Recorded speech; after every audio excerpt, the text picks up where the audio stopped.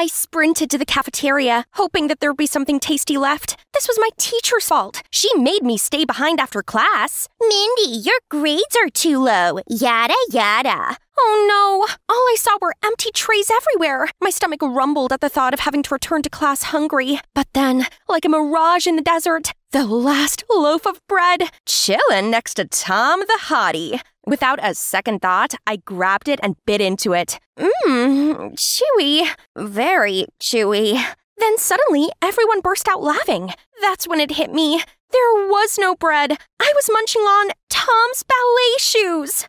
Hey, I'm Mindy, and I belong to a family of champion weightlifters. Yep, my dad's genes explain why I'm the tallest girl in school. I used to long to become a weightlifter just like Dad, but then I met my BFF, Tiffany. Suddenly, I discovered a world of pretty dresses and delicate spins called figure skating, and I couldn't look at my ugly weightlifting shorts in the same way again. Tiff took me ice skating at the mall, and I loved it. Since then, that's all I've wanted to be. Okay, so I may not be petite like Tiff, but I was smart enough to use algorithms to calculate angles during training.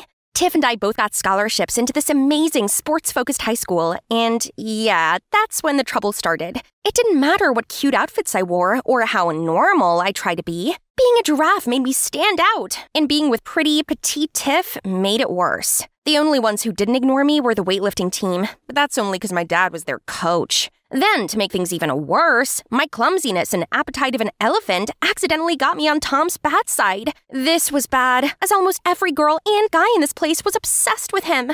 Ever since then, no one took me seriously, and trying to avoid my dad so he didn't lecture me on giving up skating for weightlifting was tiring. I was in the changing rooms when Tiff came over. Oh, I forgot it was the annual health check day today. I shouldn't have eaten that muffin earlier. Oh, no. I forgot about that too. No way could I have my weight published for the entire school to see. I'd be nicknamed Mindy the Massive. So when no one was looking, I sneaked out of there. But trying to find a hiding spot big enough for this oversized body isn't easy. The janitor's closet. But as I hurried toward it, I bumped into Tom. Have you ever heard of ladies first? You call yourself a lady? Fine, lady. Let me have this. In exchange, I have this very yummy snack for you. What snack? This bread. How dare you! At that moment, the door suddenly swung open, and the janitor yelled at us to stop kissing? Ugh, what?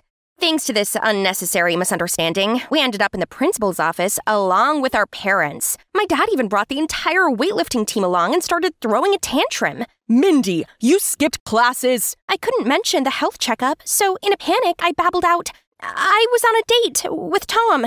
Who would ever date you, Miss Brahma Bull? Then there was a loud bang as my dad smashed the table in half. Bull? Who are you calling a bull? I mean, Mindy is strong and cute, just like a bull. Our love language is a bit, special, isn't it, honey? Oh, my lovey donkey. You're revealing a little too much. Everyone gasped in shock, and the next thing I knew, Dad burst into tears of joy and started hugging everyone. My pumpkin finally has a boyfriend. This calls for a party at my house, but if you ever break my little girl's heart, you're doomed. I thought it was just a white lie, until the next day the stampede of students bombarded me with questions. How long have you and Tom been together? Who made the first move? You or him? You have to come sit with us. So this white lie had actually grown legs and was sprinting. But strangely, this feels interesting. Suddenly, I wasn't just Tiffany's oddball sidekick anymore. Instead, I had all the limelight, and this shouldn't be ending so soon. No, I had to extend my fake dating with Tom. So right when Tom walked by, I immediately dragged him away amid the roars of approval from the students. The entire weightlifting team is spying on us. Do you want to feel my dad's wrath if he finds out you were lying to him? You started this. I don't think my dad will see it that way. Fine, I'll play your boyfriend. And you stop eating my shoes. Deal.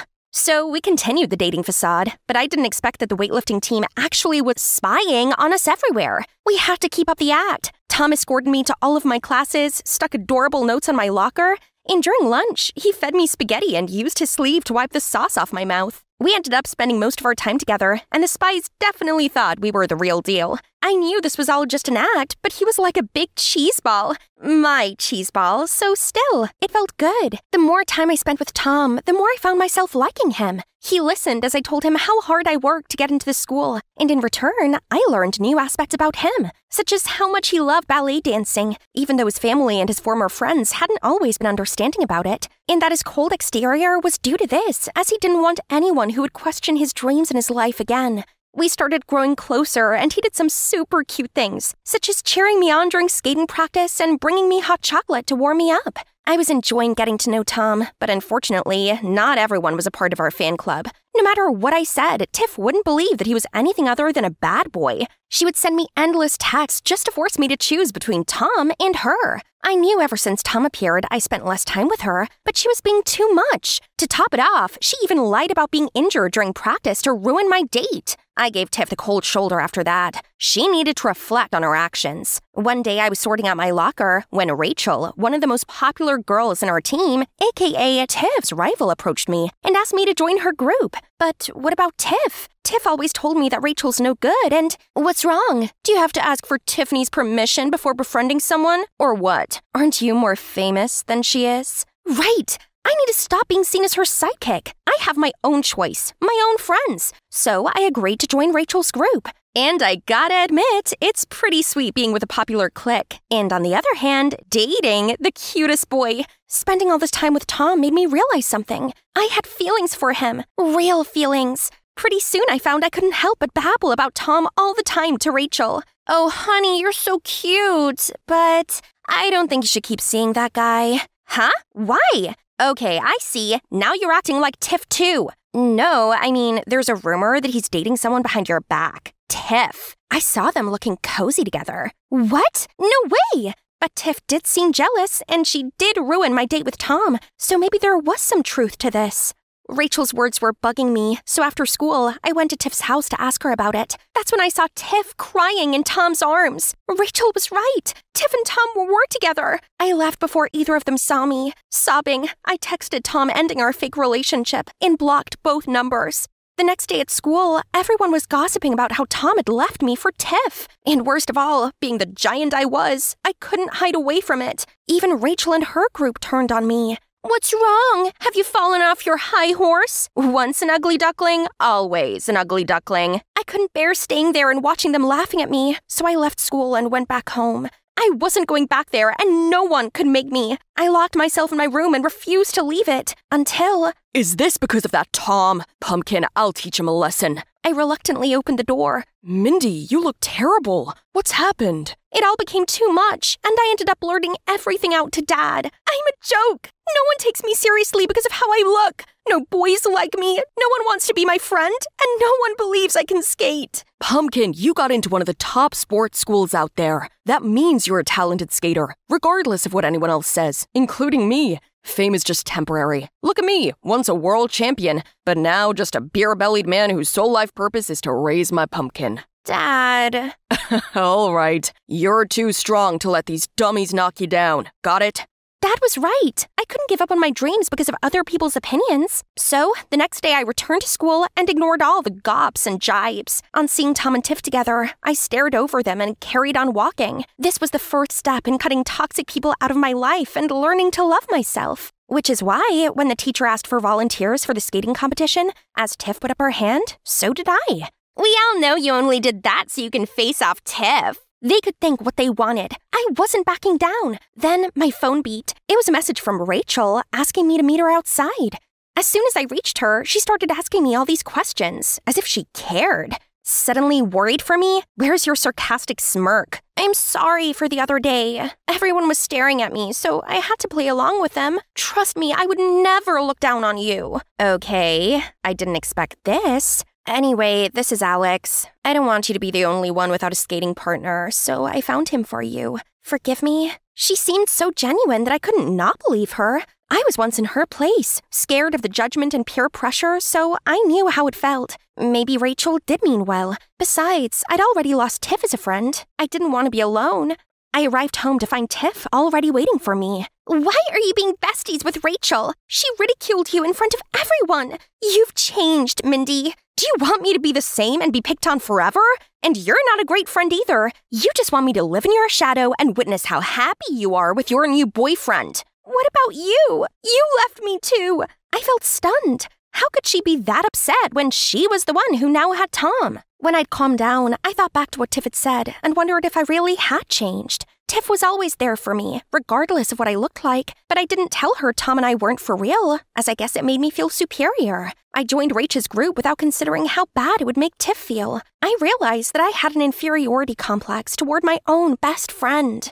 On the day of the competition, I went to talk to Tiff, but I couldn't find her. I smashed my routine with Alex, but during Tiff's turn, I noticed that something seemed wrong. Then during her spin, I saw her lose her balance and thud! She fell hard and was rushed to the hospital. I rushed over to accompany her there, but Rachel stopped me. Why did you do that with her skates? Was that the reason why you told me to keep it a secret about you sneaking into Tiffany's waiting room? I tried to explain that I didn't do anything, but then the judge announced the results. Because of Tiff's mishap, I'd scored enough to land the last spot in the final round. I won't work with someone who uses tricks to win. Giant girl, you're on your own. Everyone started to groan at me, and I began to panic. Why does no one want to believe me? The final round was around the corner, but I couldn't stop worrying. As I stepped onto the ice, I spotted Alex smirking while standing next to Rachel and realized they'd played me. I stood there as still as a statue and too frightened to skate alone. Then the crowd fell silent, and I saw someone wobbly approaching me.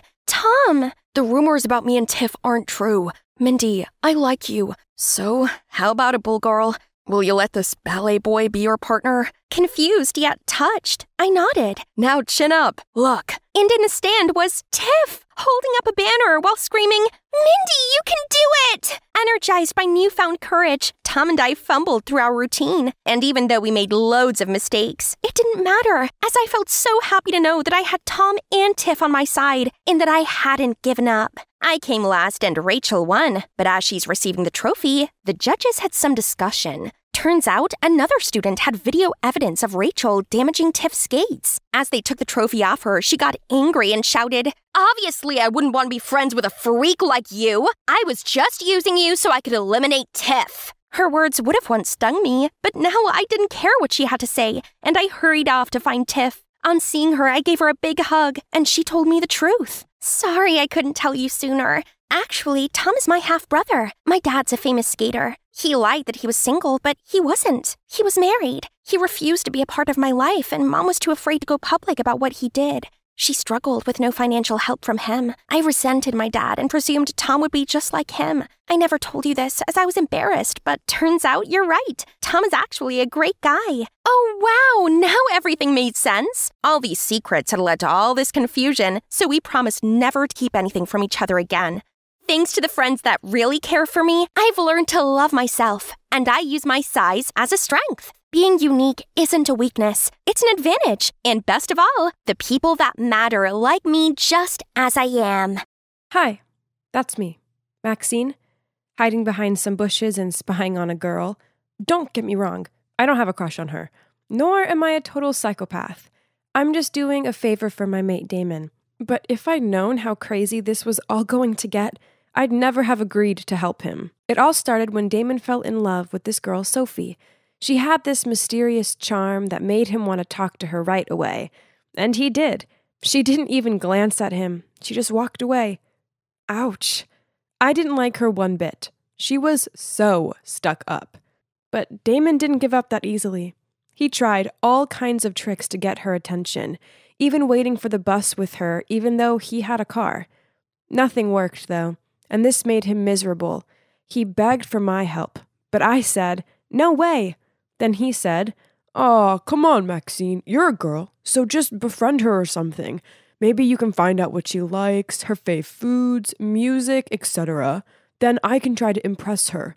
Please, I'm begging you. I'll even lend you my Nintendo Switch for a month if you agree. You can't say no to that." He had me at that. I'd do anything to get a Nintendo Switch. Fine, it's a deal, but don't blame me if it doesn't work. So after class that day, I searched for Sophie.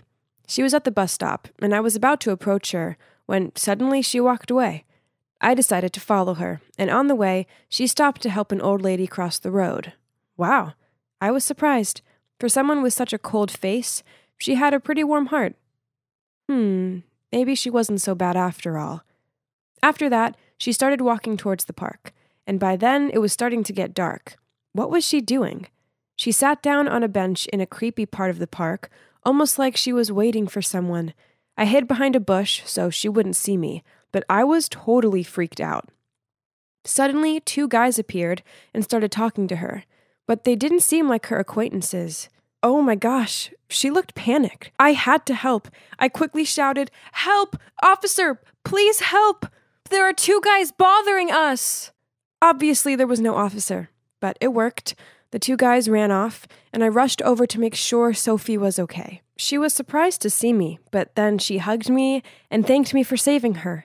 Her whole body was shaking. She must have been terrified. I walked with her back to our dorm, and she told me how she liked to come to the park at night because it was so peaceful. I told her it was clearly dangerous and that she probably shouldn't go alone anymore. Then we exchanged numbers, and after that we became quite close. Close enough. That was a few days later. I told her Damon had a big crush on her and asked if she'd maybe go on a date with him, but she just shook her head and said she wasn't ready. Her eyes looked sad, so I didn't push it any further. Maybe she'd just gone through a bad breakup? I didn't ask her again, but one night I was heading to her dorm for a movie night when I heard 2 people fighting. It was Sophie and some guy, and she was crying. It looked like the guy was about to hit her, so I ran over and said, "Hey, what the heck do you think you're doing? Leave her alone or I'll call the cops." He just laughed at me and said to Sophie, "We're not done yet." Then he stormed off. I asked Sophie if she was okay and who that guy was. Then she told me how he was her ex and that he kept trying to get back together with her, but she wasn't interested. As she told me this, she started to cry and said, "Because of him, I've become so scared and anxious. I'm even too scared to sleep at night." I felt so sorry for her and told her I was here for her and that she could call me anytime. Well, maybe I shouldn't have said that because that's exactly what she started doing. Every night she'd call me and we'd end up chatting until 3 a.m. I was so exhausted, but I wanted to help her. She seemed so anxious all the time. Damon knew we chatted a lot, but he'd stopped asking about Sophie. It seems he'd lost interest and was more worried about me looking like a zombie from The Walking Dead. "You seriously need some sleep, Maxine. Leave Sophie be. She's clearly got issues. It's probably best to not get too involved." Easier said than done, though. But that night I decided not to answer her call. I went to bed early, and when I woke up the next morning, I had about 20 missed calls and 50 texts from her. Oh my gosh! Some of them said she was so lonely and that I'd abandoned her. Then one said, "If you don't pick up, then I will end it all." Okay, this was crazy. I immediately called her, but she wouldn't pick up. I rushed to her dorm, but nobody answered. I was panicking by then and bashing on the door, screaming, "Sophie, open this darn door!" But there was still no answer. I was terrified she'd done something bad, so I asked some students to help me bash down the door, and that's when she opened the door. I've never been so happy to see someone alive. I ran over to hug her, but she looked so annoyed. "What are you doing here? You're making a scene," she said. "What? I was so worried about you. You said you were going to..." But she interrupted me and said, "You need to get some sleep, Maxine. You seem insane." I couldn't believe it. After all those calls and texts, she was the insane one, not me. I didn't feel like yelling back, so I just left her. I needed some space. She tried to apologize to me over the next few days, but I didn't want to be around her. She even texted me saying if I wouldn't be her friend anymore, then life wasn't worth living. I was so tired of her threats, so I just ignored them. And then things got worse. A few days later, Damon and I were studying together when Sophie called me and said she was in the hospital. She told me that she had a brain tumor and they'd just done a biopsy to see if it was malignant or benign. I couldn't believe it. She asked me if I could pick her up, and I said, of course. This was so scary.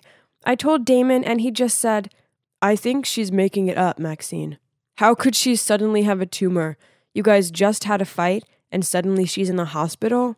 Come on, think about it." I was shocked. "Damon, how could you? You're such a jerk. Then I ran off and arrived at the hospital to find Sophie sitting outside wearing a hospital cap. She said her hair had been shaved off for the biopsy, and I asked to see the scar, but she wouldn't show me. She said she'd get a headache if she took it off. I was just glad that she was okay, and gave her a ride home. We made up, and I decided to look after her for the day. She seemed so weak, I couldn't bear to see her suffering. I called Damon to tell him that he owed me an apology and told him about Sophie. And he just said, "Oh, wow, okay, sorry, hope she's okay then." But then a few days later, he called me and said, "Listen, Maxine, Sophie's a liar. She didn't have a biopsy. I bumped into her earlier and her cap fell off, and she has a full head of hair under there. No way it would grow back that fast." Why would she lie to me? I didn't get it. I needed to know the truth, so after class I went to her dorm. She opened the door right away, and sure enough, she had all her hair intact. She probably knew Damon had told me, and so hadn't even bothered to keep up the lie. This made me furious. Straight away, I started shouting at her. "Honestly, Sophie, what is wrong with you? Why would you pretend to be sick like that? Friends don't do that." Sophie grabbed my hand and said, "Maxine, I'm sorry. I was desperate. I only did it because I missed you and wanted you to care about me again. I took it too far, though. Please forgive me." "Are you crazy?" I screamed. "I was worried sick about you. Are you sure there's not something wrong with you?" Sophie started grinning in a weird way and said, "The only thing wrong with me is that I'm in love with you, Maxine." She wouldn't let go of my hand, and I just stared in shock. What did you say?" "You heard me. I love you." Then she started to manically laugh and said, "I've loved you since the day we first met. I knew you were following me, so I pretended to be in danger so you'd come rescue me. Even my ex-boyfriend was fake. He was just one of my friends pretending. Can't you see? I'm willing to do just about anything to get your attention. If that's not love, then what is?" This couldn't be happening. I tried to stay as calm as possible and said, "Listen, Sophie, I'm flattered. Really, I am. But I'm straight. I see you as just a friend, okay?" But Sophie wouldn't give up. She grabbed my hands again and said, "How do you know that? You didn't even try to love me yet. Just give me a chance, and I'll show you what true love looks like." I tried to let go of her hands, but it was impossible. Sophie grabbed my hands tighter and tighter that it even began to hurt. She looked me in the eyes and, oh my God, it's like I couldn't recognize her anymore. She looked like a crazy person, like a psychopath. Then she began to speak in a really creepy tone. "You can't get away from me. You're mine now." I was so scared. I needed to get out of here, so I pushed her really hard that she fell on the ground, and I ran like a mad woman out of there until I was back in my dorm. Then I called the police, but by the time they reached her dorm, she was gone. I told them what happened and showed them a photo of her, and you won't believe it. Apparently, I wasn't the only girl Sophie had attacked. There were other girls, too. After that night, I was terrified. Everywhere I went, it felt like someone was watching me. Then one evening, after my shift at work, I was walking through the park back to my dorm when I heard someone up ahead. I knew right away it was Sophie, but she wasn't alone. She was with some guys. They spotted me and started heading towards me. But I ran as fast as I could, and luckily the police were just outside the park and went in and arrested them. Sounds like a coincidence, right? Well, it wasn't. Sophie's not the only one who can fool people. I knew Sophie was stalking me, so I told the police, and together we created this plan to catch her, and voila, it worked. Sophie, if you're watching this, I wish you all the best, but let's not meet ever again. That's enough stalking for one lifetime.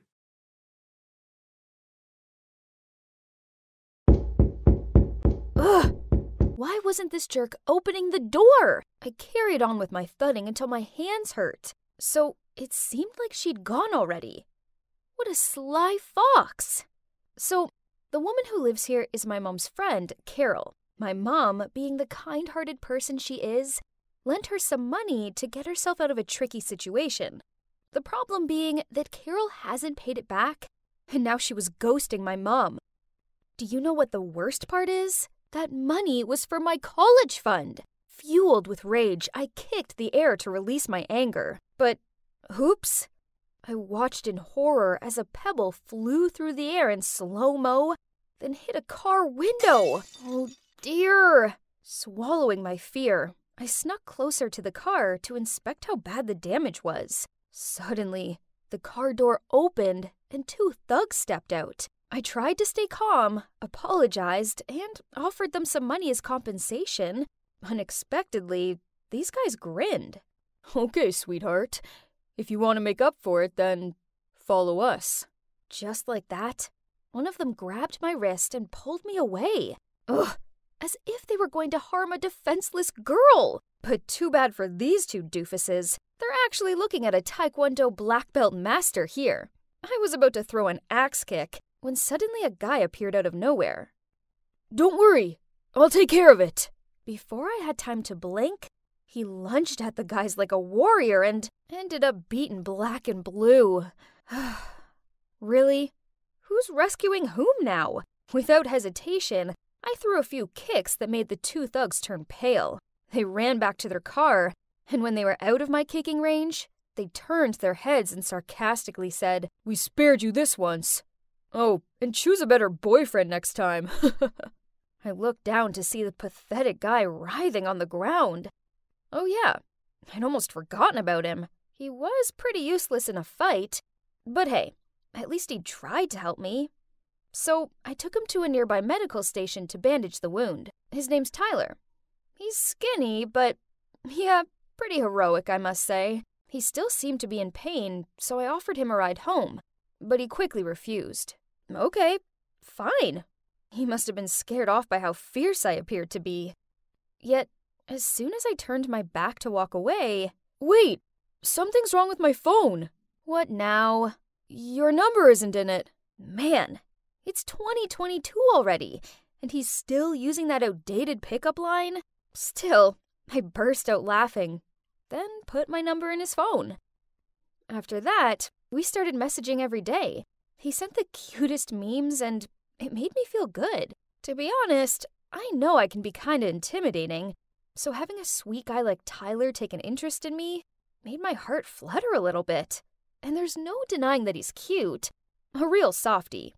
Well, he is a music school student. A legit singer-songwriter to watch out for in the future. And so, you know, we became a couple.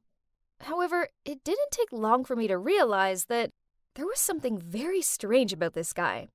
I mean, 100% of our dates were at fast food restaurants, and while I was ordering a Coke, Tyler would ask the staff for an extra cup and ice. I still remember how surprised I was when I first saw him surreptitiously pull out a bottle of dark-colored water from his pocket. Oh, but you're not meant to bring outside drinks in. Don't worry, this is black coffee. It's basically the same color as Coke, so no one will know. Huh? Did I hear him wrong?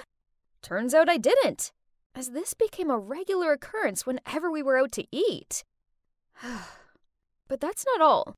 On a rare occasion, we went for a fruit salad with burrata cheese. I almost choked on my food when Tyler took out a container of yogurt and tipped all the fruit on the plate in it. Well, and here comes fruit yogurt, but I'll put it away for later. It's not so right to eat this here, isn't it? Then one day, when it was our 3rd-month anniversary, Tyler said he was going to take me to this amazing French restaurant. Wow, I was so excited as he finally broke his rules. But turns out, it was just going to be another typical Tyler date. Things had gone wrong since the first minutes. When he parked up, he started searching his car for change. He even made me look down the side of the seat. Why, you ask? All 'cause the meter was $2.90, but he didn't want to pay $3 and lose a dime. Seriously, a dime! He ran off to find it and left me sitting there alone and hungry for 20 minutes. When he returned, he had this huge grin on his face as he waved the dime in my face. Oh boy, I was so mad. You're probably thinking it couldn't get any worse than that, right? Wrong. Not only did he order a starter as a main dish, but he also asked if there's a discount if he didn't get dressing on his salad. After eating, he rushed off to the restroom and left me with his wallet to pay. He arrived back just as I was about to tip the waiter $10. Seeing this, Tyler leapt across the table, grabbed the $10, and switched it for a nickel. Yes, I repeat, a nickel. Meanwhile, the surprised waiter sarcastically said, "Sir, thank you very much for my nickel tip." The customers close by all tutted at us. I sunk down into my seat, willing for it to swallow me up. Jeez, this was so humiliating. No surprise, I was in a bad mood as we left the restaurant. I was so annoyed I couldn't even look at him. He tried taking my arm and asked me what was wrong. Flinching away from him, I said, "Seriously? Do you even have to ask?" At that moment, a luxury car pulled up alongside us. The car window lowered, and OMG! Inside was Victoria T, this popular teen singer. Before I could register what was going on, Victoria sarcastically said, "Oh, look who's here. Isn't that my poor ex? Can't gold dig me, so you turn to this girl, huh? But your new plan doesn't seem to be working too well either, honey." And the car sped away. So, it turns out he's a professional gold digger? I mean, he hadn't actually asked me for any money, but there's no denying he was stingy. No wonder he never took me back to his place. There was a time when I was so tired of some family stuff at home that I just wanted to come over to his and rest for a while. But he made some excuse about his house being messy. Now I knew he was just keeping distant with me, so later he could dump me easier without any attachment. I was so furious I made a scene, meaning to expose his cheap shots for the whole world to see. Tyler was so embarrassed he fled the scene right away. Whatever. Good riddance. And since then, I didn't hear anything from him again. But, to be honest, I also felt a bit empty not having him around. I missed getting the cute messages he used to send and the soppy look on his face as he sang love songs to me. Oh boy, I'm a big cheeseball, aren't I? Then, one weekend afternoon, I was taking a walk when I happened to see Tyler come out of a cafe. Does he work part-time here or something? So I hid behind a corner and then followed him. I have to admit, I was curious about where he lives. But wait, this road is so familiar. Huh? And it led to Carol's house, the woman who borrowed money from my mom. I was still full of doubt till he pulled out the key to open the door. Ugh. Like mother, like son, huh? So, you both like to scam people, huh? Pay us back now. Stacy? Shut up! Scam's over. Pay us back. I'm sorry, but my mom's in the hospital now. So, I heard him out, and turns out it was just Tyler and his mom, and his dad had run off with some other woman when he was just a little kid. Growing up, times were hard, so his mom borrowed money to pour into stock investments, intent on providing them with a better life. Unfortunately, this only led to huge debts. All this stress was detrimental to her health, and now she was in the hospital, and Tyler had no other way but to live frugally to pay all the debt and hospital fees. Stacy, I'm so sorry for hiding all this from you. I'll try my best to work to be debt-free and make it up to you. Oh my heart fell hearing Tyler say that. All the angst just disappeared. Instead, I pulled him in for a big hug. He was a doofus, and he was my doofus, and I wasn't going to risk losing him again. On my way home, I kept thinking about ways in which I could help Tyler. Suddenly, the wind blew a poster across my foot.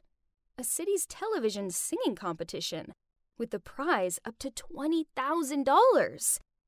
That's it, Tyler. Why not? This was definitely a sign. I sent Tyler a picture of the poster and told him he had to join. He was also really keen on the idea and started practicing really hard every day. He texted me each time he finished practicing, sometimes even at 2 or 3 a.m. The big day arrived. Tyler looked so cute in the suit I'd arranged for him. When he hit the chorus, our eyes met, which made me feel so sentimental. But out of nowhere, Victoria got up on stage, snatched the mic from his hand, and said, "My apologies to the audience, but I have to expose this person.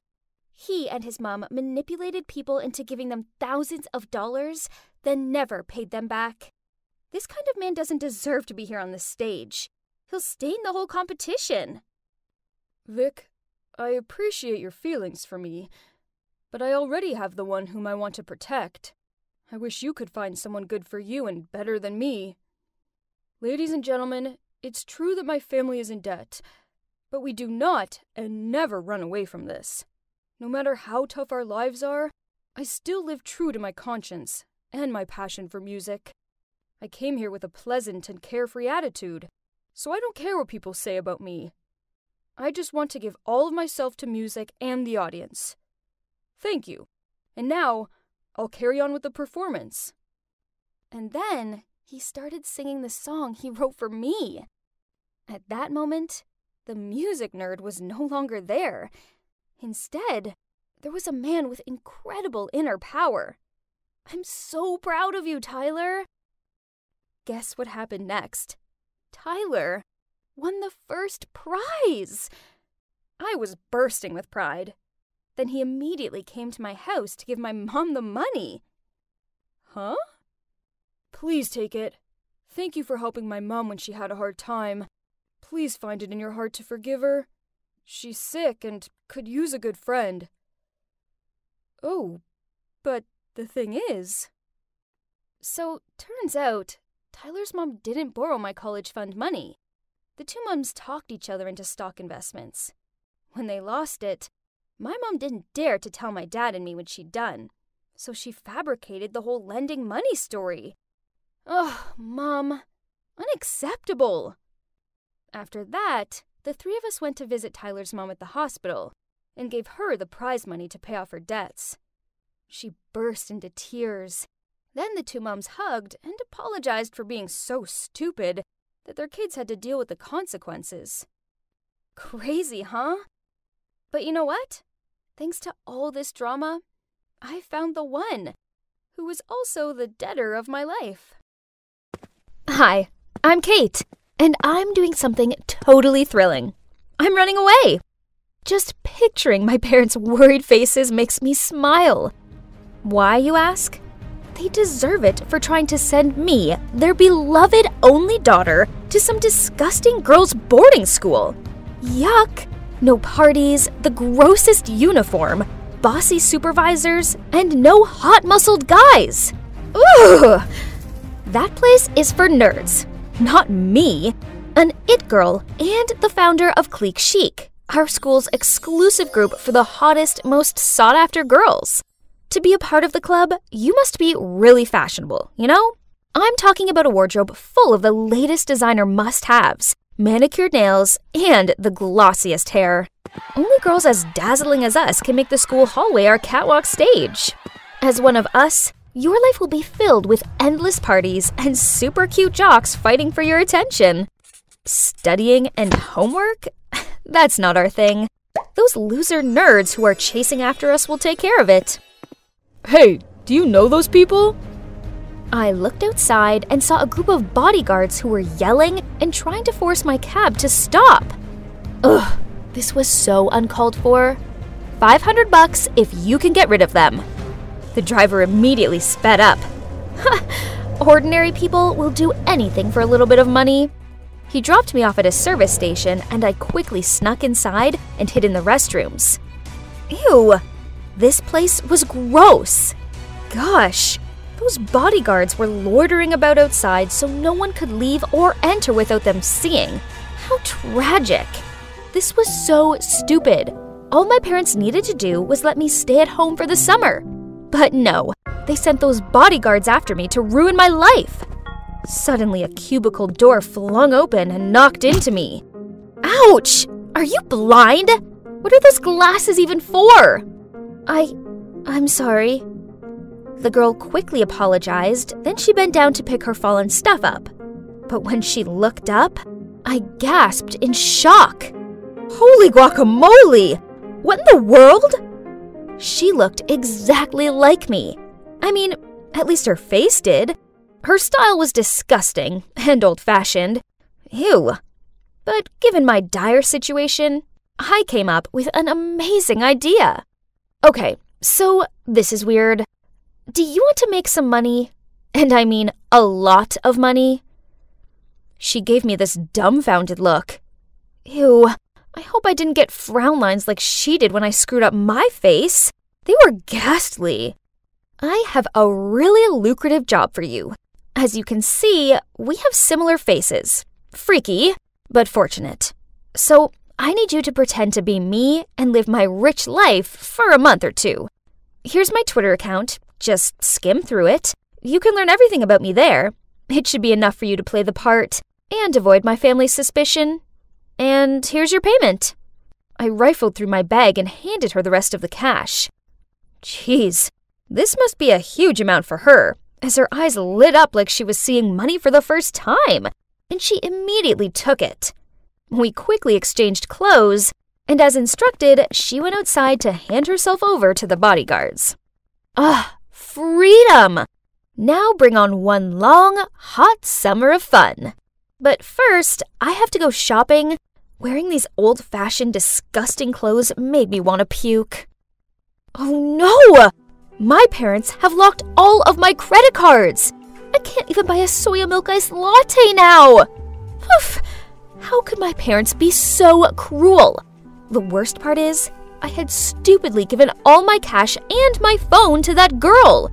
With no other options left, I reluctantly searched the girl's bag. A few old-fashioned clothes, some stupid books, and an unbranded lipstick? Huh? Was that all? How can people live like this? But, what's this? In her small notebook was a train ticket and an offer letter to work at Homestay Allen. So, looks like she's going there for a summer job. Hopefully that homestay has a bath with scented candles and a pool for me to sunbathe by. I need to work on my tan. I was glad to get off that flea-ridden thing and breathe in some fresh air. Now where was my ride? There was a short, chubby old man holding a board with the name Clara on it. The name on the train ticket was Clara. So this meant he was here for me? He didn't even have flowers with him, and he could have at least combed his hair. So, turns out that's Danny, the manager and owner of the homestay. Honestly, if it wasn't for the circumstances, I would never have set foot in this stupid place. Oh, how the day got worse. Without even being allowed to rest my weary feet, Danny gave me work. Housekeeping. It was a joke, wasn't it? My nails were not made for menial jobs. Life here was horrible. I had to get up so stupidly early that it was still dark out, then clean a dozen dusty old bedrooms. After that, I would do the laundry, dry the towels and bedding, fold them, and arrange them neatly into each room. At noon, I also had to help the chef here, Anna, prepare lunch, and I was also forced to wash a mountain of gross dishes. I had never done such silly chores like this at home. Instead, they were always done for me. Didn't expect them to be this exhausting. You should put them in order, so they won't break. Ugh, where did this nosy guy come from? Are you lecturing me? I replied crankily and walked away. Suddenly, oh no! This was the 9th time I'd broken stuff since I'd arrived here, and that wasn't counting my poor broken nails. I quickly bent down to clean up, but ouch! I cut my finger on one of the pieces. The guy quickly ran over and bandaged my wound. Bond, that's my name. Huh? What's this? Did he just wink at me? My heart was pounding. I mean, he was cute. Yeah, he was really cute. I'm Clara. Go do something else. Leave this to me. Realizing that I'd been staring at Bond for a while, I hurriedly got up and rushed to the kitchen. Nice to meet you, Clara. I'm your new colleague. Well, that's not so bad. At least I have someone to share my workload with and to chat. The next morning, I was cleaning the floor, half asleep, when Bond came over, put an AirPod in my ear, and winked at me. Imagine you're dancing. Then you won't feel so tired anymore. Okay, this sounded kinda lame, but at least no one else was around to see me, so I decided to just go with it. So I gave it a try, with Bond, and I relaxed a little. Well, I didn't expect it to be so much fun.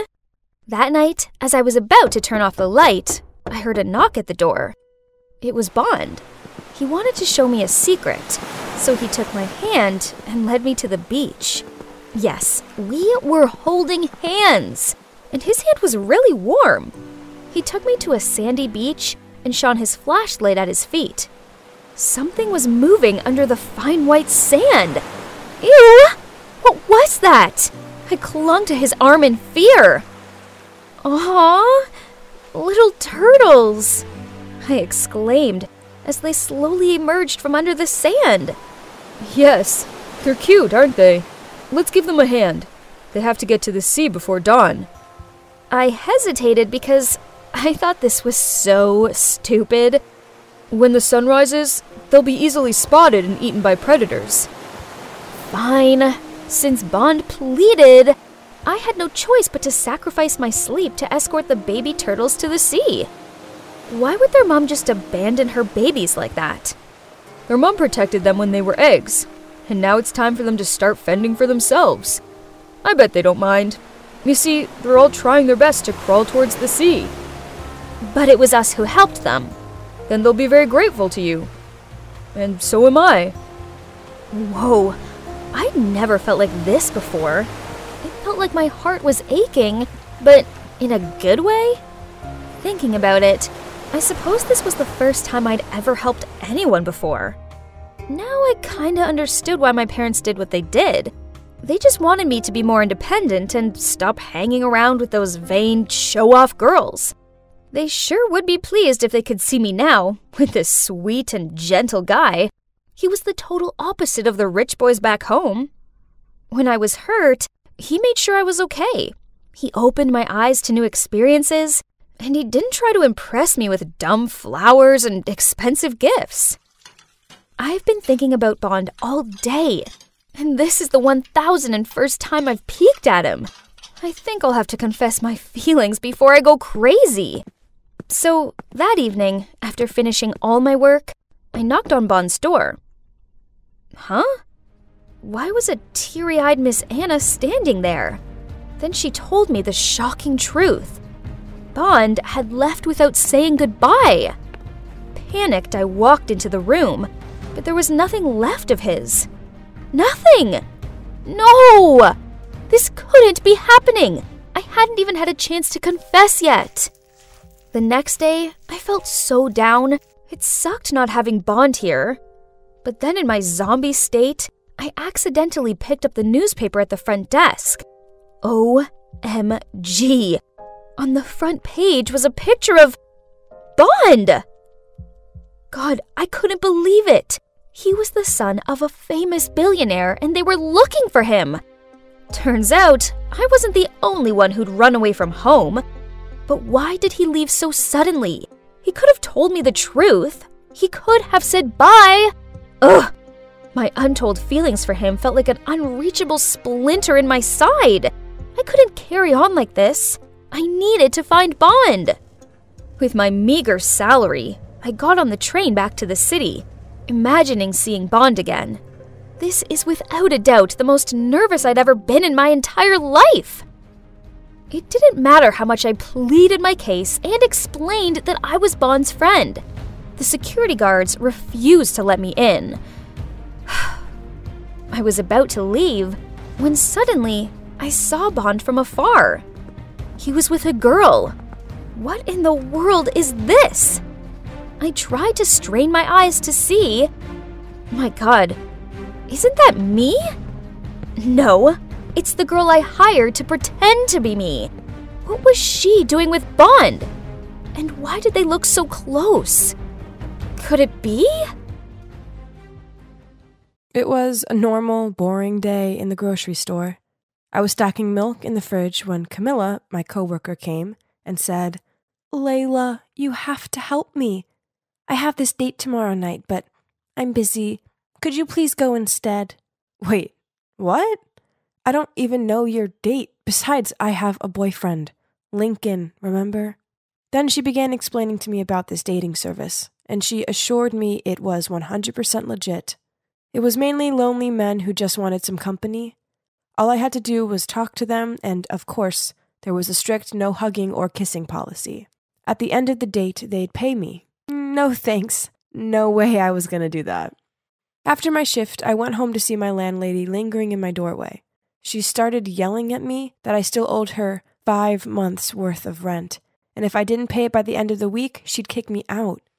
I begged her to give me more time, but it was pointless. My God, what to do? Where could I get that much money on such short notice? Oh, wait a minute. What about Camilla's dating service? It looks like I was out of choices, so I called her and agreed to go on the date. So here I am, on my weird date night. I put the most basic dress I could find on. Oh boy, I sure felt nervous. I have no idea what to say and how to act. Oh, that must be him. My God, Camilla! How could she forget to mention that the guy was in his 50s? People would think he's my sugar daddy. Ugh! Keep it together, Layla. I couldn't back out now, as my home depended on it. So, I slowly approached the man. At first, he looked surprised. That figures. I mean, he was expecting Camilla. I explained the situation to him, and he wasn't mad or anything. He just smiled at me, and we started chatting. He's called Mr. Hall. He lost his wife 2 years ago, and ever since then, he's been feeling lonely and needed someone to talk to. So that's why he started using this service. He was actually pretty easy to talk to, so the night quickly went by without any problem. After the date, he handed me an envelope and told me how grateful he was to me for listening to his burdens. I was itching to go home and open the envelope, but then he started going on about his heartbroken son. Suddenly, he was asking me if I'd talk to him. Obviously, I refused as this was a one-time thing to help out Camilla. Besides, I have a boyfriend. Speaking of which, he'll be so furious if he ever finds out about this. The next day, I paid the landlady 2 months' rent and assured her I'd have the rest with her soon. But to my shock, she just scowled at me and forced me to pay all at once. Well, guess where I am now? In a cafe, waiting for Mr. Hall and his son. Ugh. Oh, there he is. And that must be his son. Geez, could he look any more annoyed? Hi, I'm Layla. Nice to meet you. Save it. I'm only here because he forced me to. So just let's get it over with. Layla, thank you for coming. This is my son, Leon. Please don't mind his attitude. Then Mr. Hall left us alone. Man, Leon was hard work. Any questions I asked him, he just shrugged or snorted. Then, when he finally spoke, he sarcastically said, "So, Layla, I hope the money's worth it." What? How rude! Then he continued, "You must be desperate. Don't you feel ashamed of yourself?" Ugh! He was the rudest person I'd ever met. But, yes, I was desperately in need of money. So I took a deep breath and started telling him about myself. When time ran out, I said goodbye to him and left. What an unpleasant experience, but at least that was the end of it, right? Wrong, as Mr. Hall asked me to meet him several more times. Who was I to argue? I mean, I needed the money. But Leon was getting on my nerves, as all he did was slouch in his seat, slurp his drink, and say nothing. So, it was down to me to do all of the talking. I began telling him all sorts of things. About my past, my family, and friends, and even about my future plans. And Leon just sat there listening to everything, supposedly. Luckily, it finally ended, and Mr. Hall paid me so I never had to meet Leon again. Because the last few weeks had been taken up with dating Mr. Hall and his son, I hadn't seen much of Lincoln. So, at the weekend, I invited him over to mine and cooked for him. We were sitting on the couch hugging while watching a movie when Lincoln said, in a serious tone, "Layla, we need to talk." But then suddenly my phone rang. It was Mr. Hall. I quickly rushed to the balcony to pick up. He wanted me to be Leon's +1 at his eldest son's wedding, and he was willing to pay double? Ugh, that sounded awful, but besides rent, I also had to pay for college fees and food, and my measly income from the grocery store didn't come close to covering it at all. So I reluctantly agreed. When I returned inside, I asked Lincoln what he wanted to tell me. He hesitantly said that he had to go on a business trip for 2 weeks. Well, maybe it was for the best, so I could go with Leon without worrying about my boyfriend. Ugh, I felt so guilty. I swear this would be the last time I was going to do this. Leon arrived to pick me up, and as soon as he saw my dress, he insisted I couldn't wear such an ugly thing. Ugh, he was so rude. I told him I had nothing else suitable, so he drove me to a dress boutique, then told the staff to bring the most beautiful dress in store to try on. Oh my, it was stunning. I was overwhelmed when I saw myself in the mirror. Well, I definitely looked amazing in it, and Leon must be thinking that too, because he couldn't take my eyes off me. It's such a shame I can't afford it. But then before I could stop him, he went ahead and paid for it. How frustrating. I was sitting in the church waiting for the wedding to start, while Leon flirted with some girls. Thank God Lincoln wasn't like that jerk. Then everyone went to their seats and the wedding began. The groom walked to the altar in this luxury-fitted suit. Man, it must be so nice to be rich. But is that Lincoln? My Lincoln? Our eyes met, and he looked as shocked as I did. But instead of running to me and explaining everything, he just ignored me and continued with the wedding. I had to watch them saying their vows, exchanging rings, and kissing. I thought I was going to faint any minute now. Then at the wedding reception, Leon dragged me over to Lincoln and introduced me as his girlfriend. Awkward overload. And soon, some pretty girl distracted Leon again, so he chased after her. Then Lincoln immediately pulled me over to the stairwell. Why are you here with my brother? Were you cheating on me this whole time?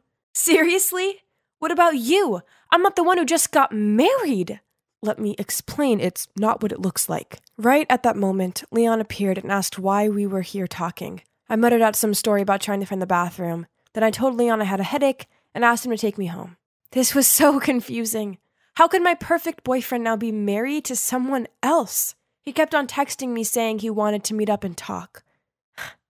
I guess I needed to at least hear him out. The next day I met him at the museum, where we had our first date. So, his wife, Sandra, is the daughter of an affluential businessman who owns one of the biggest corporations in town. Lincoln's family company is in big debt, so his dad forced him to marry Sandra in order to save the company.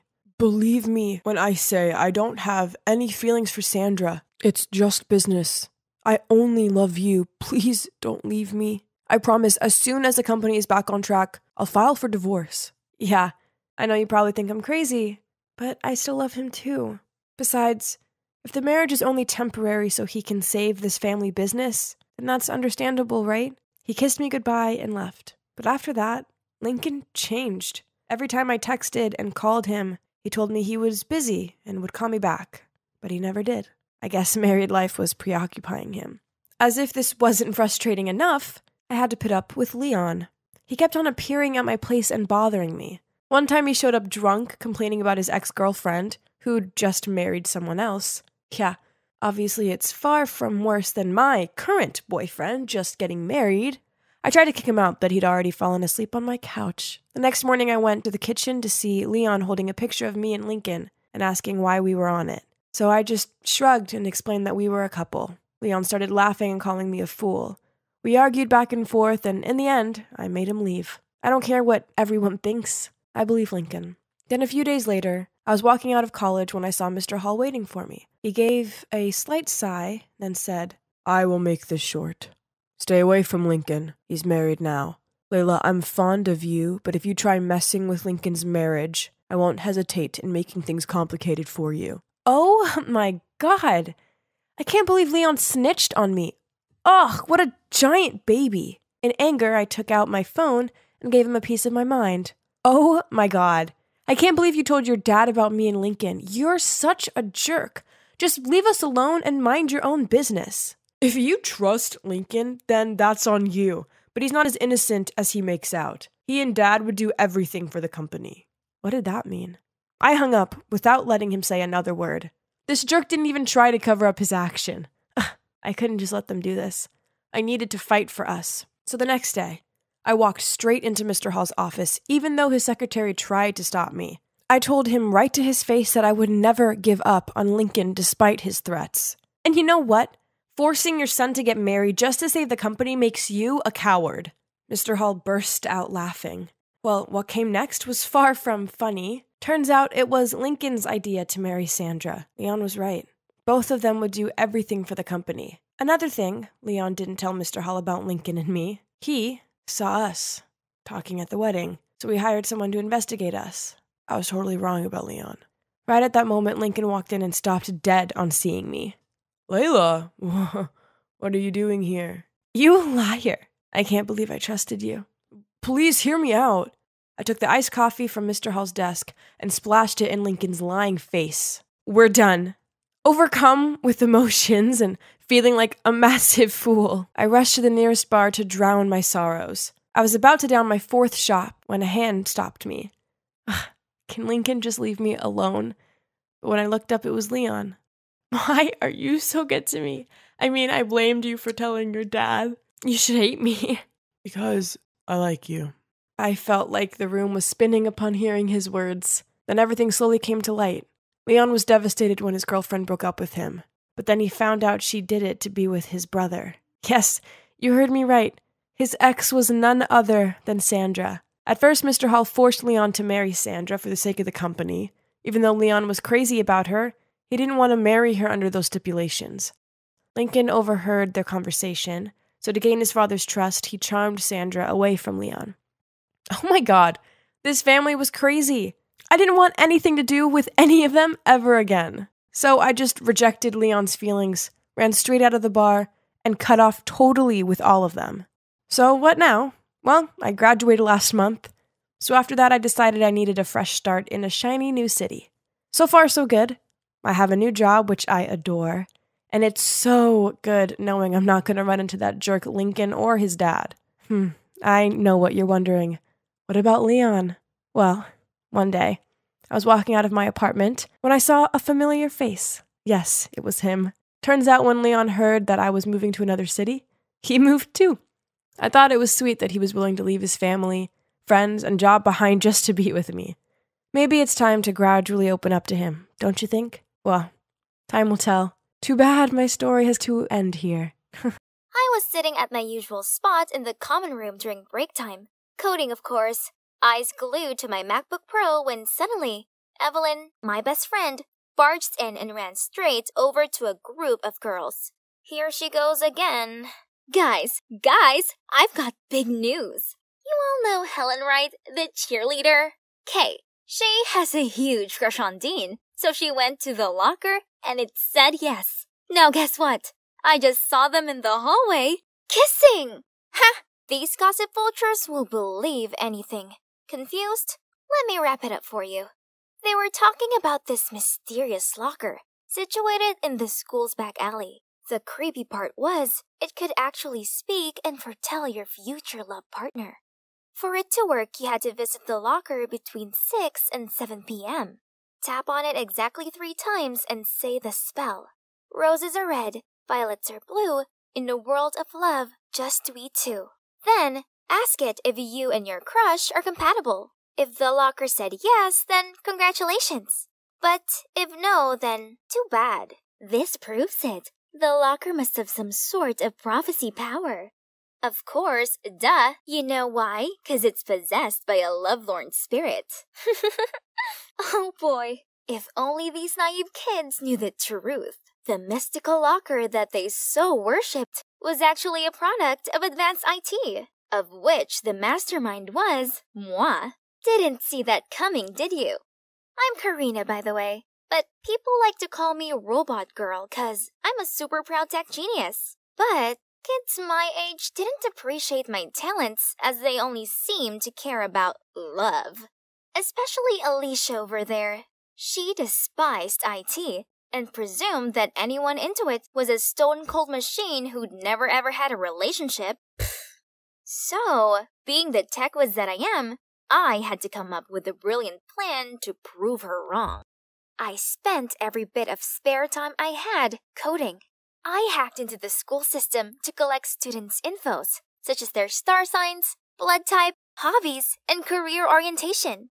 Then, I used this as a database to create a love compatibility calculator. And just like that, my first brainchild was born. Easy peasy. Using it was simple. All I had to do was insert the 2 names and it'd show me a yes or a no. Knowing how much my peers buy into the whole spiritual stuff, I devised my locker plan. I found this rusty locker at the dead-end alley behind our school, superglued a walkie-talkie inside, locked it well. Then, with the other walkie-talkie in hand, I stayed in the school equipment room, which is convenient enough to be on the other side of the wall. To top it up a notch, I even used a voice changer app to get a perfect ghostly haunted tone. Then, I anonymously spread rumors about the locker's magical powers onto the school's blog. My trick quickly took off, and since launch day, 15 couples have been successfully matched. Can you imagine? True love? Oh, please. It all came down to some simple algorithms, that's all. But one more thing. I hadn't exactly told Evelyn about this. Yeah, I love her, but she's not the best at keeping secrets. To be exact, she's a walking speaker who couldn't help but blab any gossip she'd heard to the entire school. Anyway, I needed to test if the locker actually worked first. Then I'd tell her, maybe when I reached 20 successful couples. Luckily for me, keeping this one secret from her turned out to be easy, as her attention was all on her crush, Jace, the school's hot boy. In her eyes, Jace was like an angel or something. It seems like I'm the only one who didn't get the gooey eyes memo. One evening, I was taking my locker shift when I heard a familiar voice. Evelyn's! Oh boy, I could already guess she wanted to ask about her and Jace. The algorithm said yes, and I could hear Evelyn screaming ecstatically at the announcement. Fine, if she's happy, I'm happy. But it didn't last long, as an hour later, just as I was about to leave, more footsteps came towards the locker, and I heard a knock on it. Roses are red, violets are blue. Hold on. Jace? What was he doing out here? Can I become a couple with Karina? What? No way! Had something hit his head? I immediately said no. No calculator needed for that. He stayed silent at first, but then asked again if I'd be his girlfriend. The answer was still no. He asked the locker again and again, but no. Jeez, what's with this guy? The next day at school, I noticed Evelyn's wearing her lucky lilac dress. Oh no, was she going to confess to Jace? I had to stop this. Hey, I have an emergency thingy. You need to come with me. Karina, what are you doing? But it was too late as Jace was approaching us. Hey, what are you playing? Tug of war? Oh, I think you messed up your hair. Here, let me. Jeez, he wasn't necessarily close. And the worst part was that Evelyn just witnessed the whole thing. Right at that moment, the bell rang and she left for class. Jace, this idiot! The locker said no already, and there he went, messing it all up. Now, I had to wait till the end of class to explain things to Evelyn. But things weren't that easy, as every time I tried to approach her, she gave me this flustered look, then hurried away. One time, I managed to reach her, but then, yep, you guessed it, shameless Jace showed up and ruined the conversation. Gosh, this leech wouldn't quit bothering me. In math class, he asked the teacher to let him change from Evelyn's group to mine, 'cause he suddenly wanted me to tutor him. The worst part was, the more I tried to ignore him, the more interested in me he seemed to get. Until one day, as I was running away from him, I bumped into someone. It was the school's head boy, Killian. Oh man, I was sure I was in trouble, but... Can you see her bothering her? Quit it already. Did Killian just defend me? But, uh-oh, that sure made Jace mad. It's none of your business. Excuse me, this is a library, not a theater club. Keep quiet or out. Phew, thank God I got out of there. But, come to think of it, that was a strange thing for the normally stern-faced Killian to do. Whatever. I don't have time to think about this right now. So far, the locker had predicted 19 couples successfully. I just needed one more match, then I could proudly make my invention public, and voila! My app would change the whole world's dating scene. Here it is, my 20th client. Wait, isn't that Killian? And guess who he's asking about? Yeah, me. Maybe everyone was right about the robot girl nickname. 'Cause how could I be so clueless all this time about Jace and now Killian? I inserted the data, and the result was a no. But hang on, what if I dated Killian? Would that make Jace give up and stop bothering me? And Evelyn wouldn't keep her distance from me anymore. It's settled. The locker pronounced yes. Monday morning, I was in the study hall, working on the math group project with Jace, when a note was passed to me. Hey, I know this is a bit sudden, but would you like to go out with me? Saturday 3 p.m.? Killian. I took a peek at him and saw him smiling for the first time ever. Okay, I was about to write my answer when Jace snatched the note, read it, then stared straight at Killian. You, me, outside. What was he gonna do now?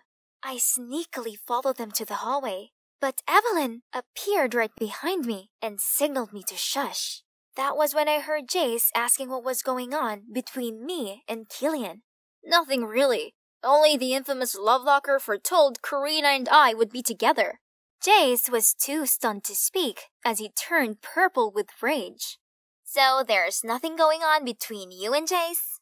Of course not. I've been trying to tell you that this whole time. You've heard everything? Sorry, I didn't mean to. So, what do you think about the date? Sure. I'd love to. I could see Jace's boiled over from behind, but what could he do other than bear his grudge and storm off? Problem solved. Saturday arrived and Killian picked me up for our date. He even asked for my parents' approval, then opened the car door for me like a true gentleman. To be honest, I was kinda nervous, but he was so good at comforting me. He then took me to the super cool ice cream drive-thru, and coincidentally, we picked the same flavor, butter pecan. Before I noticed, I'd felt so comfortable around him already.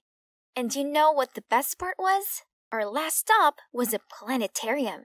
We sat side by side beneath the glistening star-filled sky. Whoa. This date was much more than I expected. I got to see this whole new side of him, one that is so warm and caring. Being with him made me feel good. Maybe the algorithms weren't quite accurate, right? It did say Killian and I would never be a couple, but what I was feeling then proved otherwise. I was still lost in thoughts when my alarm suddenly went off. 5:15 already? Right, I gotta get to the locker and change the walkie-talkie's battery. So I quickly said goodbye to Killian, then ran to the alley. As I was opening the locker to get the walkie-talkie out, Karina? Are you opening the locker? How? Unless you're... Oh. I don't know how, but you sure tricked the entire school. I froze on the spot, not knowing what to do. There's no need to freak out. I'm not gonna tell a soul. That is, as long as you become my girlfriend. Why are you so obsessed with me? You can have anyone else you want. Why me? 'Cause you're different, babe. You're interesting and somehow aren't easily swayed by me, which makes you a challenge. Ugh, this douchebag made me want to vomit. He could expose me all he wants, but I'd never ever go near him again. I shoved past him to leave, but suddenly he grabbed my hand and tried to force me into his embrace. Get off of me, you psycho! I never meant for it to turn out like this. I just wanted to prove that data was the driving force of compatibility. But maybe I'd been wrong after all. I decided it was time to confess all to Evelyn before Jace told her first. Only the next morning, when I arrived to pick her up as usual, her mom told me she'd already left. Was there something I didn't know about? I turned on my phone notifications, and that's when I saw it.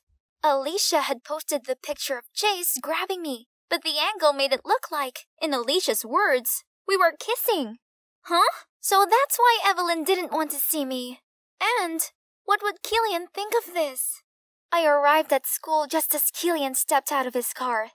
I rushed toward him, and when our eyes met, I could see he was hurt. Then he just turned and walked away. Without thinking, I caught up with him, and I poured my heart out telling him I was the one behind the locker, how I got involved with Jace because of Evelyn, and how I lied to him when he went to the locker. But that was also how I realized I had feelings for someone. For you. Excuse me? You're the one behind the love locker? No way. Gosh, I'm so glad I got all my secrets out. In that case, we have a big problem. Evelyn then walked me along the corridor, and what I saw was pure chaos. People were crying, arguing, and even fighting, all because of the locker. One couple was having a tearful breakup because the locker claimed they weren't meant to be. In the other corner, two girls were fighting because the locker matched them to the same guy. A boy was breaking stuff out of anger since the locker didn't match him with his crush. The entire lobby echoed the words, "Love Locker." Gosh, how'd I been so oblivious to this before? I'd been so caught up with my own problems, I'd neglected the consequences of the locker I'd created. This was wrong, so wrong. I had to shut the locker down right now. I rummaged through my bag to find my MacBook, but this was my baby, my first brainchild. No, I must do this. Yeah, that was the right thing to do. Technology shouldn't be used to predict one's feelings. I've learned the hard way not to mess with anyone's relationship ever again, and that love is never ever simple. You don't need a mysterious object of the spiritual world to tell you who to date. You just gotta experience it. Well, it's been 3 months since I shut down the infamous love locker. Now, everything is finally back to normal. And guess what? I've got a boyfriend. Yup, Killian and I just went official last week. Evelyn doesn't like Jace anymore. She vowed not to run after some good-looking pretentious jerk ever again. Instead, she's just gonna wait for the right guy to come along. About the love locker, when people realized it didn't work anymore, the speculations became rife. My personal favorite is that the spirit had found peace and left. But still, every now and then, I hear someone gossip about the haunted love locker that once turned the whole school upside down, and I can't help but feel all goosepimply. Blue sky, white clouds, golden sand. Such a perfect day for sunbathing on this luxury Hawaiian beach, while being served by Kirby, my archenemy. That brat used to tease me all the time about my old clothes and messy hair. Little did she know, I was secretly a millionaire. Earth to Clarine. Castle building all day won't fill your stomach. Finish your shift and go home. Well, Mary, who doesn't want to get rich? Sadly, some of us can only dream about it. If you want to be Cinderella, then go find yourself a prince. Just not Danny. He's just as poor as us. Do not underestimate my Danny. My precious heart fell for him for a reason. It's just that he doesn't seem to realize that we're destined for each other yet. But Mary was right. My dinner won't cook itself. Let's see what we can afford for tonight. My dad left us when I was 4, and since then, Mom worked her socks off to provide for us. So it was down to me to also work to save up for my law school dream. All of a sudden, groceries started raining down on me. Bottles tumbled off the shelves and broke into pieces right by my feet. Ah! Is it an earthquake? I stooped down and prayed until it stopped. Thankfully, no one was hurt, but geez, it sure left a freaking mess. Warren, the store owner, looked distraught. This place was all he had, so I helped him clean up and place anything undamaged back on the shelves. Before you leave, please take this as a token of my gratitude. I hope it brings you luck. A lottery ticket? I don't know how this game works. I'll show you. It's simple. Each ticket has a unique set of numbers. Just check the results on TV tonight and see if they match. Let me see. Your numbers are 15, 26, 14, 48, 07, 23. Hey, those are the lucky numbers that have been on my mind all day. I want that ticket. Kirby, stop poking your nose in my business, will you? Sorry, miss, that's the last ticket today, and I already gave it to Clarine. Then I'll buy it. Here's your $2. Give it to me. You wish. I didn't really care about this ticket, but there's no way I was going to let her get what she wanted. And surely she wouldn't leave me alone. How about $10? That's a fortune to the likes of you. No thanks. I'd rather win millions instead and make you my maid. Look, you'll never get anything from me, be it this ticket or Danny. Just give up. Fine! Let me skip this stupid ticket, but Danny, never! Why are we always bickering, you ask? Well, we're both competing for the heart of Danny. Tennis extraordinaire and brooding Adonis. Actually, I thought I had more advantage as we worked part-time at the same restaurant. But nope, Danny was such a cold fish. I tried again and again, but every single time, he just gave me a soulless thank you and that's it. If only I could build him his own tennis courts, perhaps he'd change his attitude. But that's impossible for a poor girl like me, unless I somehow hit the jackpot. The lucky numbers today are 48, 07, 15. Should I add winning the lottery to my daydream list? 26, 14. Is it just me, or do those numbers sound familiar? No way. It can't be. And the mega ball is 23. Now if your ticket has all 6 numbers, you win over $20 million. Play on. Me! I think I just become a millionaire. God had answered my prayers. What? Kirby's here too? The ticket must have hit it for real. I rushed there to rummage through the trash. And, here it is. It's mine. As if. Let's go ask Warren who this ticket belongs to then. Brilliant. And then give him a third of the prize? Do you really expect him not to ask for a share? Right. Okay, let it go and I'll give you a 30% share. Great ratio, but 30% is a perfect fit for you. I'll take 70%. And Danny. Oh, that's how you want to play. Fine then. How about whoever wins Danny's heart gets 70%? Deal. So we agreed to hide the lottery ticket in a trunk with 2 locks. Each of us kept 1 key to it. Then we buried it in a bush at school. Looks like the secret race between us starts now. Kirby wasted no time and brought Danny the showiest lunches ever. But he kept up his cold exterior and barely acknowledged her. Seems like I need a more delicate approach. So I told Mary to arrange a team-building game among the restaurant staff, in which we all had to answer the same questions to understand one another better. Oh look! He liked watching Star Trek, listening to Sam Smith, and reading Harry Potter like me. Oh, Danny boy, I told you we were destined to be a pair. Next question. What is the key to maintaining a long-term relationship? There's our very first answer. Feelings? Come on, Danny, be realistic. What uses do feelings have if you can even afford to go on a date? Poor people can also be happy in love, but I don't think pragmatic people like you can. No, he misunderstood what I meant. After that, he ignored me completely. Worse still, kooky Kirby never left him alone. She even brought the whole cheerleading team to do this ridiculous routine while he was playing. Who cheers on a tennis court? She was going big, so I needed to step up my game. It's time to bust out my college savings. I spent the whole day at the mall buying him gifts and giving myself a makeover. This is the first time in my life I've spent my hard-earned money without considering the price. It feels so good, but at the same time, kind of bad. But I could make it up with the lottery money once I got Danny's heart. Look, I saw this watch and I immediately thought of you. I even met a professional tennis player at the mall. Can you believe it? And they told me this racket is the best. What do you think? You're crazy. This costs thousands. Why are you doing this? That's not the reaction I was expecting. But I like you, Danny. I've not been brave enough to tell you this because I had nothing. But soon, my life would change and I can give you everything. I don't need those things. You're so wasteful and superficial. You really think money can buy anything, including feelings? Why was he so mad at me? I thought he must have noticed that I'd worked really hard for all this, and even made myself look prettier for him. Okay, he might not like my gifts, but is it so bad that I want to be a little generous to myself now that I have some money? Things got even worse when later I arrived at work to see Kirby booking out the entire restaurant to let her, Danny, take a rest and enjoy dinner with her.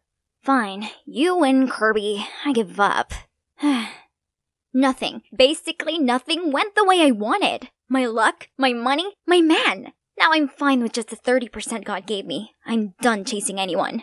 Only my stray friends understand me. Muffin, Brownie, Oreo. Wait, where's Cupcake? Looking for him? Let him go. This wasteful, superficial girl needs to make sure he's not starving. So you're the one who feeds them every day? Why do you care? Go back to your date with Kirby. I'm just a materialist who thinks money solves everything. I'm sorry for how I acted earlier. It's just that, at home, I'm surrounded by people who are all about money. So I hate that way of life. Why are you talking like you come from money or something? Yeah, kinda. My parents are the presidents of Sunland Corp. What? The biggest furniture corporation in the city? Unbelievable! So why are you working part-time at a restaurant? I want to earn my own money. An independent life suits me much better. You're so silly. Why struggle if you don't have to? If I were you, my life would be so different. I'd make sure that my mom didn't need to work all the time to make ends meet. I could even go to any expensive law school I want and care for all the stray cats and dogs I find. Surprisingly, this time, Danny didn't look at me with jaded eyes like before. Instead, he just listened patiently and gave me the sweetest smile ever. But not love. That's one thing money can't buy. How about Kirby? Did any of her grand gestures impress you? I prefer the cats.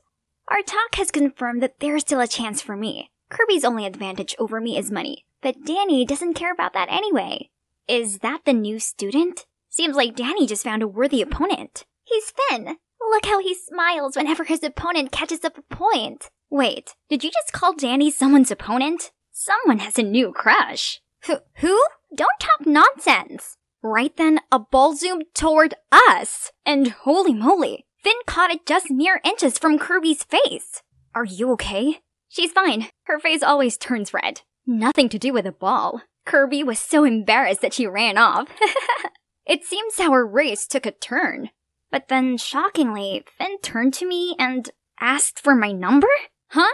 Does my charm glow this much? Everyone knew I liked Danny, but he's such a riddle. Maybe I could use Finn as my last card to make Danny jealous and bait Kirby to give up on our deal. What a genius I am! Then, for the next few days, whenever Danny was around, I flirted with Finn and made sure Kirby saw us. One day, I made an excuse to borrow Finn's phone. Then I secretly used it to send Danny a message to stir up his jealousy. If you don't like Clarine, then let me play with this innocent girl for a bit. And Kirby also needs a kick to admit her feelings as well, right? Actually, I like you. Looking into your eyes, I know you also have feelings for me. So... And finally, I set a date for them at the tennis court tonight at 8. If Danny doesn't want me to get hurt and Kirby doesn't want to miss her true love, they'll show up. Then I covered up my tracks, blocked both their numbers, and returned his phone. Thank you so much. Are you free tonight? Come to the tennis court. I have something important to tell you. Oh god, Finn looks like he just won the Wimbledon. That night, Finn got there early and was really excited. Let's see who'll raise the curtain. Ah, it's Kirby. Oh, Finn, you had me at hello. But admitting my feelings means I lose the deal with Clarine, so... What do you mean? What deal?